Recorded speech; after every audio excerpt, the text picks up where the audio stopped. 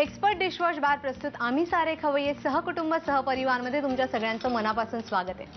स्त्री शक्ती किती महान आहे आपल्या सगळ्यांनाच माहिती आहे। प्रत्येक क्षेत्रात स्त्रीने आज आपलं एक वेगळं नाव कमावलेलं आहे। जिकडे ती जाईल तिथे आपलं एक वेगळं स्थान ती निर्माण करते।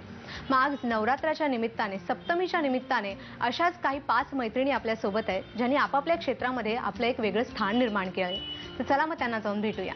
तुम्हा 5 जणींचं आमच्या आम्ही सारे खवय्येमध्ये खूप खूप खूप स्वागत आहे। खूप छान वाटतंय, तुम्ही 5 वेगवेगळ्या रंगांच्या साड्या नेसून खूप खूप छान वाटतंय। मला सांगा, तुमची मैत्री शाळेत झाली का कॉलेजमध्ये, का काय रहस्य तुमच्या मैत्री मागचं? अगं म्हणजे सांगितलं तर खोटं वाटेल, आम्ही एकमेकींना आधी ओळखतच नव्हतो। आमची मुलं सिम्बायसिस शाळेत होती, ज्युनियर KG मध्ये होती आणि वासंती आहे तर तिच्या समीरचा वाढदिवस होता, तर तिने सगळ्यांना बोलवलं मुलांना। तर आम्ही आया मुलांना सोडायला म्हणून गेलो आणि मग आम्ही बाहेर गप्पा मारत बसलो होतो आणि त्याच्यात मग आमची ओळख झाली आणि मग आता 17 वर्ष गेली आमची मैत्रीत गाढ रूपांतर झालंय। 17 वर्ष, बापरे। आणि मुलं आउट आणि मदर्स इन असं आता झालंय आमचं। म्हणजे आता तुम्ही सारख्या म्हणजे आठवड्यातनं असं काही एखादा वार आहे का की तुम्ही भेटताच त्या वारी? हो, आमची ना आता मग आम्ही भिशी चालू केली। ह्याच्यात आमच्यात 8 जणी आहेत, तर आत्ता 2 जणी आल्या नाहीत आणि एक मैत्रीण आमची सिंगापूरला गेली आहे। तर आणि वैशिष्ट्य म्हणजे आता वासंती गायनाकोलॉजिस्ट आहे, संगीता बोन्साय एक्सपर्ट आहे, कौमुदी वकील आहे आणि संपदा सिंहगड इन्स्टिट्यूट सायन्स कॉलेजची प्रिन्सिपल आहे आणि मी फॅशन डिझायनर आहे। पण आम्ही सगळेजण म्हणजे आपापल्या ह्या सगळ्या कार्यक्षेत्रात मग्न असतात, पण तरी सुद्धा आमचा जो भिशीचा एक वार ठरलेला असतो तो न चुकता आम्ही अगदी येतोच। साधारण तुमच्यामध्ये शॉपिंग जास्त कोण करतं? सगळ्या चुकीचाच प्रश्न मागच्या वर्षी आम्ही चंदेरीला गेलो होतो, तर आता माझी साडी दाखवली मी, तर मग ही म्हणाली मला अशीच साडी पाहिजे। मग काय करायचं, त्या विवरला फोन केला रात्री 11 वाजता आणि त्याच्यानंतर तो आला ढीक घेऊन आणि तेव्हा 15 साड्या अशाच बायकांनी घेतल्या। म्हणजे इतकं वेड्यासारखं शॉपिंग, कोणी कुणाचा हात धरू शकत नाही। आणि उत्कृष्ट जेवण कोण बनवतं तुमच्यामध्ये? सगळ्या प्रत्येकीची आपापली खासियत आहे आणि प्रत्येक जण तिच्या त्याच्याप्रमाणे अप्रतिम पदार्थ सगळे बनवतात। म्हणजे असं होत नाही की म्हणजे ना आम्ही जेवढा टाइमपास करतो ना, आता हे बघ चैत्रात हळदी कुंकू असतं ते आम्ही करतो, एकमेकींना वाण देतो। नंतर आता गणपतीत संगीताच्याकडे गौरी असतात, मग गौरीचं तिच्याकडे हळदी कुंकू असतं, मग त्याला जातो। आणि संगीताचं घर आहे आमचं माहेर आहे। म्हणजे आम्ही तर हिच्याकडे ना तर प्रत्येकाकडे काय काय शिकण्यासारखं आहे सांगते। संगीता बोन्साय एक्सपर्ट तुम्ही आता हे बघताय, सुंदर आहे। तर आता आम्ही तिच्याकडे दर महिन्यात एकदा बोन्सायला भेटतो ना, तर हे आमचं माहेरच आहे। म्हणजे तिचे बाबा तर सांगतात आलं की नुसतं नाही, मग जेवायलाच आम्ही असतो। तर ते जेवण झालं आणि ते शेंडे फळ आहे आमच्यातलं, त्यामुळे जरा तिचे लाड आम्ही जास्ती करतो, पण ती पण तेवढेच आमचे लाड करते। आणि मग अगदी हक्काचं म्हणजे जेवण, आणि आज सुद्धा कार्यक्रम झाल्यावर आमचा जेवणाचा कार्यक्रम इथेच आहे। अच्छा। मग नंतर वासंती गायनाकोलॉजिस्ट आहे, तर मध्ये माझं ऑपरेशन झालं ते तिनेच केलं होतं। आणि सगळ्यांचं कौतुक म्हणजे आता ह्या एवढ्या प्रत्येक क्षेत्रात काहीतरी करतायत ना, पण मला प्रत्येक दिवशी कोणीतरी स्वयंपाक आणून देत होतं, भाजी नुसती आणून देत होतं, बसायला येत होतं, म्हणजे एवढं सगळं करतो। हिच्याकडे आम्ही वकिलीणबाई असल्यामुळे कोर्टाची पायरी कुणाला चढू नये असं वाटतं, पण हिच्याकडे म्हणजे कुणाला जागा घ्यायचे, फ्लॅट घ्यायचा आहे, कुणाचं व्हील आता आईवडिलांना वगैरे लागतंय हिच्याकडे। तुम्ही सगळ्याजणी वेगवेगळ्या प्रोफेशन मध्ये असल्यामुळे त्याचा तुम्हाला सगळ्यांना बरोबर फायदा झाला। हो हो हो, ग्रुपची PRO आहे, एकत्र बांधून ठेवलेल्या उर्मिलांनी रोज SMS असतोच आणि कन्सिस्टंट फॉलोअपही असतो। खरंच खूपच छान मैत्री आहे तुमची, मला हेवा वाटतो एकदम अशी मैत्री फार, आणि ते पण एवढ्या मोठ्या लार्ज ग्रुपमध्ये। म्हणजे तुम्ही आता किती सांगितलं तुम्ही, 8 जणी, एवढ्या 8 जणींची एवढी मैत्री ती टिकणं, 17 वर्ष टिकणं इज अ बिग थिंग। मला सांगा, आता नवरात्र चालू आहे तर तुम्ही कशा प्रकारे साजरी करता आणि तुम्ही काय करता सगळ्या मिळून? उर्मिला जसं म्हटली तसे प्रत्येकीच्याच घरी सगळेच रीतिरिवाज पाळले जातात। ऑफकोर्स नोकरी धंदा करत असल्यामुळे कन्व्हिनियन्स हा त्याच्यात भाग असतोच, पण नवरात्रीचं घरातले रीतिरिवाज म्हणजे देवीची पूजा किंवा प्रत्येकी एकमेकींच्या घरी हळदी कुंकू वगैरे हे सोडून आवर्जून दांडियाला जाणं हा आमचा एक कार्यक्रम असतो। मी ज्या कॉलेजमध्ये आहे तिथे आमच्याकडे दांडिया हा खूप मोठ्या प्रमाणावर साजरा होतो, जिथे नवरात्रीचे सगळे दिवस त्यांचे त्या देवीचा त्या दिवसाचा महिमा, त्यांचे असलेले देवींचे कलर, ह्या सगळ्या ट्रेडिशनमध्ये आम्ही सगळ्या मैत्रिणी तो एक पूर्ण कल्ला करायचा दिवस म्हणून एन्जॉय करतो. वेगळा काही खास पदार्थ किंवा काही खास असं बनवता का, किंवा कोणी एक बनवते आणि मग ती सगळ्यांकडे पाठवते असं हो, वगैरे? तसं तर हे होतंच. तर नेहमीच अगदी. होतं. म्हणजे कोणाची केक ज्यांना चांगले जमतात त्या केक पाठवतात, किंवा आता आम्ही एकत्र जेव्हा जमतो तेव्हा आधीच फोन येतो की नाही मी आज येताना हे घेऊन येते. हां. म्हणजे असं क्लिअर कट असतं की नाही मी म्हणजे त्याच्यामध्ये काही तू आणतेस का ठीक आहे मग मी हे करत नाही, म्हणजे इतकं क्लिअर कट अंडरस्टँडिंग असल्यामुळे.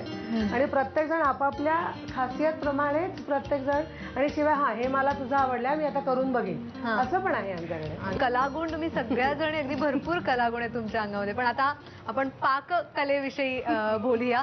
आता कोण सगळ्यात आधी बनवणार आहे पदार्थ? मी बनवते आणि संपदा. पुडाच्या करंज्या. मी आणि संपदा आम्ही दोघी करतोय. हा, काय बनवता तुम्ही? पुडाच्या करंजी. पुडाची करंजी. हां. मग त्याचं साहित्य बघूया आपण. हो चालेल. कणिक, डाळीचं पीठ, खवलेला ओला नारळ, बारीक चिरलेला कांदा, पिठी साखर, लिंबू, मीठ, बारीक चिरलेली मिरची, हिंग, हळद, तिखट, बारीक चिरलेली कोथिंबीर आणि तळायला तेल. आणि हे जिरे पावडर चवीला सारणात घालायला. काय हवे सगळ्यात आधी तुम्हाला? कणिक लागेल मला, 1 वाटी कणिक. तुम्ही बोन्साय हो. बनवता, तर तुम्हाला कशी आवड निर्माण झाली, की याचं प्रशिक्षण वगैरे घेतलंय का? ऍक्च्युली माझी आई बोन्साय एक्सपर्ट होती हां हां आणि तिच्याकडनं मी शिकले. हां. आणि अनफॉर्च्युनेटली 8 वर्ष झाली ती आता नाही आहे, त्याच्यामुळे आता सगळं मी बघते. आमची झाडं जी आहेत ती. बरं. 2 वाटी डाळीचं पीठ टाकले आपण त्याच्यामध्ये. बरं. त्याच्यानंतर थोडीशी रंगापुरती हळद, अच्छा. थोडीशी जिरा पावडर. आणि मग ह्यामध्ये तुम्ही म्हणजे तुमच्या आईकडनं तुम्ही शिकलात, हो. पण त्या व्यतिरिक्त तुम्ही आणखीन प्रशिक्षण वगैरे वेगळं काही नाही, घेतलंय? कारण तीच स्वतः जवळजवळ 35-40 वर्ष स्वतः बोन्साय करायची. हां, हां. त्याच्यामुळे मला बाकी कोणाकडनं शिकावं असं नाही गरजच लागलं. पडली हां, नाही. तिने मला तुमचे सगळं असे काही शिकवलं. वेगळे शोज वगैरे तुम्ही भरवता? हो, आमचा ग्रुप आहे फ्रेंड्स ऑफ बोन्साय. त्याचं आम्ही दर 2 वर्षांनी एक्झिबिशन असतं. अच्छा. प्लस इथे संभाजी पार्कमध्ये एक्झिबिशन असतं, त्याच्यामध्ये आम्ही आमची सगळी झाडं डिस्प्ले करतो. त्याच्यामुळे आणि कोणी लोक त्यांच्या एक्झिबिशनमध्ये, किंवा आता काही लोक म्हणतात की आमच्याकडे डिस्प्ले करायला 4 झाडं पाठव, ती पण मी पाठवते. बरोबर. आणि हा सगळा छंद म्हणून मी करते. बेसिक व्यवसाय नाही, व्यवसाय नाही, हा छंद. बरोबर. आणि थोडासा हिंग अच्छा. आणि मीठ लागेल आपल्याला, अगदी थोडंसं चवीपुरतं. हां, तुम्ही घालता का? हो. तुम्ही? मग तुमच्या घरात तुम्ही नवरात्र कशी साजरी करता? काय वेगळी पूजा वगैरे करता? नाही, आमच्याकडे आम्ही असं ट्रेडिशनल पद्धतीनेच नवरात्र साजरं करतो. आणि त्याच्यामध्ये आम्ही म्हणजे माझ्या सासरचे सगळेजण एकत्र जमतो आणि पूजा असते. नंतर नवमीला असंच हे जसं आम्ही म्हटलं की नवमीला सगळ्यांना आम्ही कुमारिका बोलवतो, असं सगळी पूजा असते. पूजा असते. आता ह्याचा आपण घट्ट हे बनवून घेऊया, गोळा बनवून गोळा बनवून घेऊया. ठीक आहे, मग गोळा बनवून घेऊया आपण आता सारण बनवूया ना? हो. तर सारणाला आपल्याला 1 वाटी ओलं खोबरं लागतं.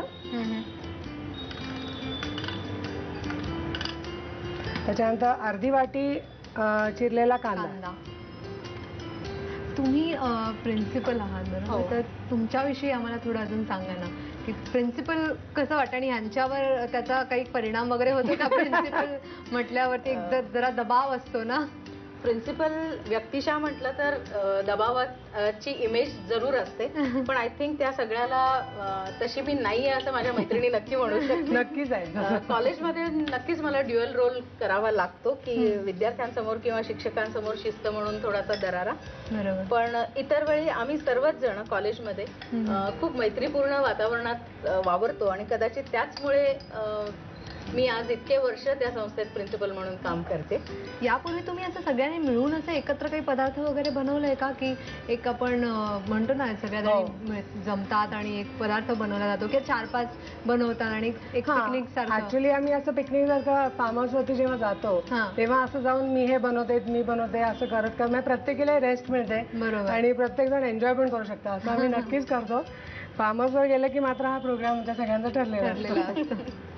आता मी हे घेतलंय 1 वाटी नारळ, अर्धी वाटी कांदा, नंतर पाव वाटी कोथिंबीर, थोडीशी चवीला मिरची, लिंबू, मीठ आणि साखर हे आपण चवीपुरतं घातलंय. हे असं हे मिक्स केलंय. हे फक्त सारण आपण आता तयार केलंय आणि आता हे ह्याची पुरी सारखं लाटून त्याच्यात करंजी भरून घेऊया. जशा नॉर्मल करंजी सारखं आपण करूया आणि मग ती फक्त तळायची असते. ठीक. या करंजीची खासियत अशी की याच्या सारणात किंवा कशातही तेलाचा फार कमी वापर आहे. बरोबर.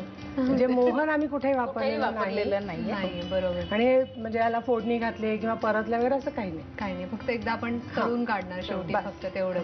ठीक आहे, मग आपण त्याच्या करंज्या करून घेऊया.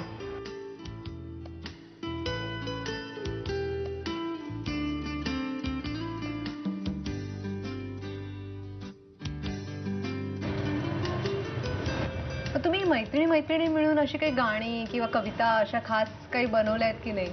कोणाला हौस आहे अशी तुमच्यामध्ये? कवयित्री असं नाही, पण आज अशा सगळ्या जणी एका फेस्टिव्ह मूड मध्ये जमलोय. तर एक 4 ओळी ज्या सुचलेत त्या मी म्हणते. मैत्रीण, बहीण, सखी या पलीकडचे आमचे नाते, रोज भेटलो नाही तरी भेटल्यासारखे वाटते. कधी रागात, कधी दुःखात, कधी सुखात, कधी प्रेमात. गेली 18 वर्षे आहोत आम्ही एकमेकींच्या सानिध्यात. क्या बात आहे, खूपच छान. तुम्ही आता रिसेंटली बनवल्या त्या 4 ओळी? ऍक्च्युली बसल्या बसल्या सुचल्या. अरे वा. म्हणजे तुमच्या मैत्रिणींसाठी सुद्धा आहे सरप्राईज होता. नक्की. आपल्या प्रेक्षकांना याची साहित्य आणि कृती लिहून घेऊ. साहित्य आणि कृती लिहून. पुडाची करंजी बनवण्यासाठी लागणारं साहित्य: गव्हाचं पीठ, बेसन, ओलं खोबरं, बारीक चिरलेला कांदा, पिठी साखर, लिंबाचा रस, मीठ, बारीक चिरलेली हिरवी मिरची, हिंग, हळद, कोथिंबीर, तेल आणि जिरं. कृती: प्रथम एका बाउलमध्ये 1 वाटी गव्हाचं पीठ घेऊन त्यामध्ये 2 वाट्या बेसन, हळद, हिंग, तिखट, मीठ आणि पाणी घालून हे मिश्रण व्यवस्थित मळून घ्यावं. एका बाउलमध्ये ओलं खोबरं, त्यामध्ये अर्धी वाटी कांदा, कोथिंबीर, मीठ, साखर आणि हिरवी मिरची घालून सारण एकजीव करून घ्यावं. गव्हाचं पीठ आणि बेसनाच्या मिश्रणाची पारी लाटून त्यामध्ये हे कांदा खोबऱ्याचं सारण भरावं आणि करंज्या कापून घ्याव्यात. पुडाच्या करंज्या खरपूस तळून घ्याव्यात.